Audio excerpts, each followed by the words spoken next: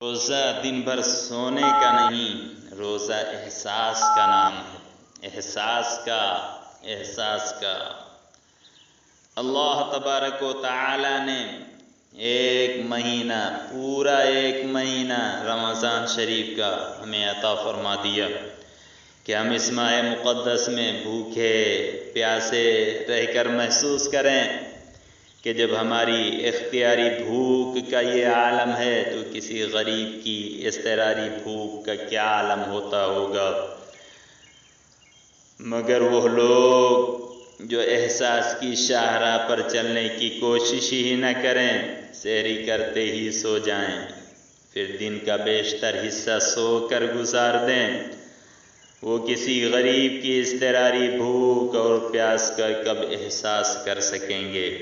میرے عزیز، اس ماہ مبارک میں تھوڑا سو کر زیادہ جاگ کر ہمیں بھوکے پیاسے مجبور پریشان حال لوگوں کی پریشانیوں کو، مصیبتوں کو، پریشانیوں کو محسوس کرنا چاہیے۔ حضور حجت الاسلام امام غزالی علیہ الرحمہ کیمیاء سعادت میں فرماتے ہیں، روزہ دار کے لیے سنت یہ ہے کہ دن کے وقت زیادہ دیر نہ سوئے، جاگتا رہے تاکہ بھوک اور ضعف یعنی کمزوری کا اثر محسوس ہو۔ ذرا دیکھیں ہمارے ارد گرد کتنے ایسے لوگ ہیں جو بھوک اور پیاس سے ایڑیاں رگڑ رہے ہیں، اسی لیے ہمارے بزرگوں نے خود نہیں کھایا ہے، اوروں کو کھلایا ہے۔ حضور محبوب الہی نظام الدین اولیاء کو کون نہیں جانتا؟ آپ رضی اللہ تعالیٰ عنہ رمضان کے مہینے میں نہایت مختصر سی سحری اور قلیل افطار کرتے، باقی غریبوں میں تقسیم کروا دیتے۔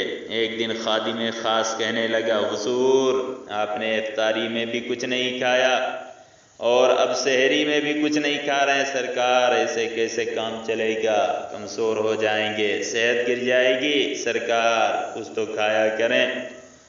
حضور محبوب الہی نظام الدین اولیاء رحمت اللہ تعالی علیہ نے فرمایا، میرے عزیز ذرا دیکھو تو صحیح، خانقاہ اور مسجد میں کتنے لوگ بھوکے سوتے ہیں اور کتنے ایسے ہیں جنہیں کئی دنوں سے پیٹ بھر کر کھانا نصیب نہیں ہوا، پھر بتاؤ میں کیسے پیٹ بھر لوں؟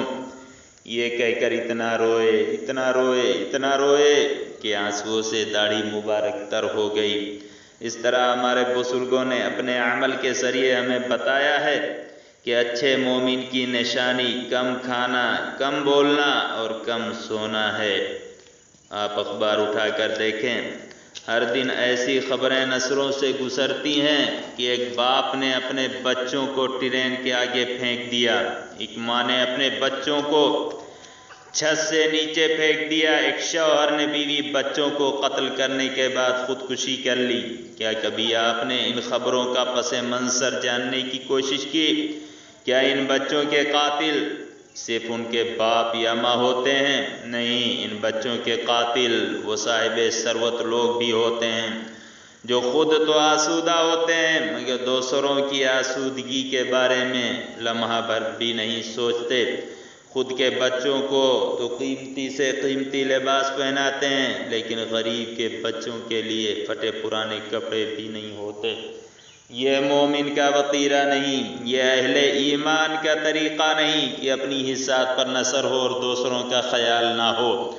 اللہ والوں کی شان تو یہ ہے کہ ان کے پاس ایک ٹکڑا بھی ہو اور منگتا آ جائے تو اسے مایوس نہیں کرتے، خود بھوکے رہتے ہیں، اس کو کھلا کر ہی اپنے در سے واپس کرتے ہیں، منگتے خالی ہاتھ نہ لوٹے۔